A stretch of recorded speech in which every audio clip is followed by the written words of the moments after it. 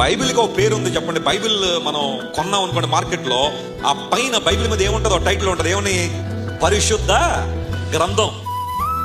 చాలా మంది ఈ రోజుల్లో బైబిల్ గ్రంథం మీద విపరీతమైన అటాక్ చేస్తూ ఉంటారు. అదేంటంటే బైబిల్ అంట అపవిత్రమైన పుస్తకం అంట.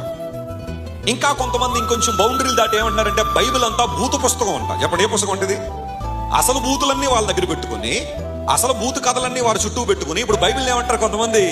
భూతు కథలు, భూత పుస్తకం అంటున్నారు చాలా మంది. ఇది కేవలం బైబిల్ని విమర్శించాలనే ఉద్దేశంతో చెప్పే మాటలే కానీ బైబిల్ని చదివితే అది నిజంగా పరిశుద్ధ గ్రంథం లేదా భూత పుస్తకం నీకు అర్థం అవుతుంది. నువ్వు బైబిల్ సరిగ్గా చదవడం నేర్చుకుంటే చాలు. బైబిల్ గ్రంథం ఎందుకు పరిశుద్ధ గ్రంథం అంటే ఈ గ్రంథం పరిచయం చేసిన దేవుడు పరిశుద్ధుడు కాబట్టి. హల్లెలూయా.